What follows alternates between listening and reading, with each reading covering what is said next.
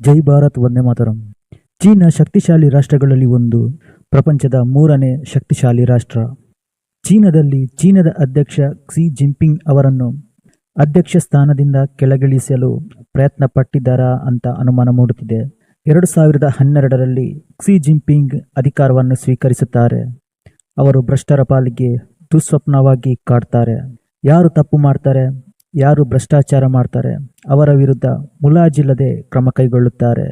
ಈಗ ಅದೇ ಆರೋಪದ ಅಡಿಯಲ್ಲಿ ಅವರ ಬಲಗೈ ಬಂಟ ಅಂದರೆ top military commander general Zhang Youxia ಅವರನ್ನು ಬಂಧಿಸಲಾಗಿದೆ. ಈ ಒಂದು ನಡೆ ಒಂದು ಸಂಚಲನವನ್ನೇ ಸೃಷ್ಟಿಸುತ್ತೆ. ಇವರಿಬ್ಬರು ತುಂಬಾ ಆತ್ಮೀಯರಾಗಿದ್ರು. ಚೀನಾ ಅಧ್ಯಕ್ಷ ಕ್ಸಿ ಜಿನ್ಪಿಂಗ್ಗೆ ಕೆಲವೊಂದು ಸಲಹೆ ಸೂಚನೆಗಳನ್ನು ಕೂಡ ಕೊಡ್ತಿದ್ರು. ಹಾಗಾದರೆ ಇವರ ಮೇಲಿರುವ ಆರೋಪವೇನು, ಅಂಥದ್ದೇನು ಮಾಡಿದ್ರು, ಅದರ ಬಗ್ಗೆ ನಿಮಗೆ ಮಾಹಿತಿ ಕೊಡ್ತೀನಿ.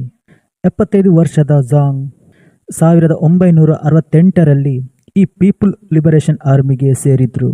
ರಾಷ್ಟ್ರಕ್ಕೆ ಅವರು ಸೇವೆಯನ್ನು ಕೂಡ ಸಲ್ಲಿಸುತ್ತಿದ್ದರು. 1979ರಲ್ಲಿ ಚೀನಾ ಹಾಗೂ ವಿಯೆಟ್ನಾಂ ನಡುವೆ ಒಂದು ಸಣ್ಣ ಪ್ರಮಾಣದಲ್ಲಿ ಯುದ್ಧ ನಡೆಯುತ್ತೆ. ಆ ಯುದ್ಧದಲ್ಲಿ ಇವರು ಕೂಡ ಪಾಲ್ಗೊಂಡಿದ್ದರು. ಸ್ವಲ್ಪ ವರ್ಷಗಳ ನಂತರ ಮತ್ತೆ ವಿಯೆಟ್ನಾಂ ಜೊತೆ ಸಂಘರ್ಷ ನಡೆಯುತ್ತೆ. ಆಗಲೂ ಇವರು ಪಾಲ್ಗೊಂಡಿದ್ದರು. ಅವತ್ತಿನಿಂದಲೇ ಇವರು ಚೀನಾದ ಮಿಲಿಟರಿಯಲ್ಲಿ ಗುರುತಿಸಿಕೊಂಡಿದ್ದಾರೆ. ನಂತರ ಅವರು ಸೇನಾ ವಿಭಾಗದಲ್ಲಿ ಬಡ್ತಿ ಪಡೆಯುತ್ತಾ ಈಗ ಚೀನಾದ ಟಾಪ್ ಕಮಾಂಡರ್ ಆಗಿದ್ರು. ಈಗ ಅವರ ಮೇಲೆ ಭ್ರಷ್ಟಾಚಾರ, ಕಾನೂನಿನ ಉಲ್ಲಂಘನೆ, ಅದಕ್ಕಿಂತ ಹೆಚ್ಚಾಗಿ ಚೀನಾದಲ್ಲಿ ಇದ್ದುಕೊಂಡು ಅಮೆರಿಕಕ್ಕೆ ಸಪೋರ್ಟ್ ಮಾಡಿದ್ದಾರೆ ಎಂಬ ಆರೋಪದಡಿಯಲ್ಲಿ ಬಂಧಿಸಲಾಗಿದೆ. ಹಾಗೆ ವಿಚಾರಣೆಯನ್ನು ನಡೆಸಲಾಗಿದೆ. ಇವರು ಚೀನಾದ ಮಿಲಿಟರಿ ಅಧಿಕಾರಿ ಆಗಿದ್ರು ಕೂಡ ಅಮೆರಿಕದ ಜೊತೆ ಒಂದು ನಿಕಟ ಸಂಪರ್ಕ ಹೊಂದಿದ್ರು. ಚೀನಾದ ಪರಮಾಣು ತಂತ್ರಜ್ಞಾನ, ಪರಮಾಣು ಮಿಸೈಲ್ಗಳ ಬಗ್ಗೆ ಪ್ರತಿಯೊಂದು ಮಾಹಿತಿಯನ್ನು ಅಮೆರಿಕಕ್ಕೆ ಕೊಡ್ತಾ ಬಂದರು. ಇವರು ಅಮೆರಿಕಕ್ಕೆ ಪ್ರತಿಯೊಂದು ವಿಚಾರದಲ್ಲೂ ಸಹಾಯ ಮಾಡ್ತಾ ಬಂದರು. ಇಂತಹ ವಿಚಾರಗಳು ಮೊದಲಿಗೆ ಚೀನಾ ಅಧ್ಯಕ್ಷ ಕ್ಸಿ ಜಿನ್ಪಿಂಗ್ ಅವರಿಗೆ ಗೊತ್ತಾಗಲಿಲ್ಲ. ನಂತರ ಚೀನಾದ ಗುಪ್ತಚಾರಿ ಅಧಿಕಾರಿಗಳ ಮೂಲಕ ಕ್ಸಿ ಜಿನ್ಪಿಂಗ್ಗೆ ಗೊತ್ತಾಗುತ್ತೆ.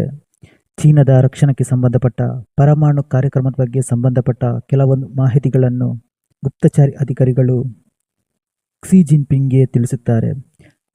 ಕೇವಲ ಅಷ್ಟು ಮಾತ್ರವಲ್ಲ, ಸೇನೆಯನ್ನು ಬಂಡಾಯಗೊಳಿಸಿ ಕ್ಸಿ ಜಿನ್ಪಿಂಗ್ ಅವರನ್ನು ಕೆಳಗಿಳಿಸಿ ಇವರು ಅಧ್ಯಕ್ಷರು ಆಗುವುದರಲ್ಲಿ ಒಂದು ಪ್ರಯತ್ನ ಪಡ್ತಿದ್ರು.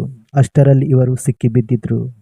ಅಕಸ್ಮಾತ್ ಇವರು ಅಧ್ಯಕ್ಷರಾಗ್ತಿದ್ರೆ ಅಮೆರಿಕ ಹೇಳಿದಾಗೆ ಇವರು ಕೇಳ್ತಿದ್ರು. ಇಲ್ಲಿ ಡೊನಾಲ್ಡ್ ಟ್ರಂಪ್ಗೆ ಕಂಟಕವಾಗಿರುವುದು ಚೀನಾ ಅಧ್ಯಕ್ಷ ಕ್ಸಿ ಜಿನ್ಪಿಂಗ್. ಈಗ ಅವರನ್ನು ಕೆಳಗಿಳಿಸಿ ಇವರನ್ನು ಚೀನಾದ ಅಧ್ಯಕ್ಷ ಮಾಡಲು ಅಮೆರಿಕದ ಸಪೋರ್ಟ್ ಕೂಡ ಇತ್ತು. ಈಗ ಅವರನ್ನು ಅರೆಸ್ಟ್ ಮಾಡಿ ಕೆಲವೊಂದು ವಿಚಾರದ ಬಗ್ಗೆ ತೀವ್ರವಾಗಿ ತನಿಖೆ ನಡೆಸುತ್ತಿದ್ದಾರೆ.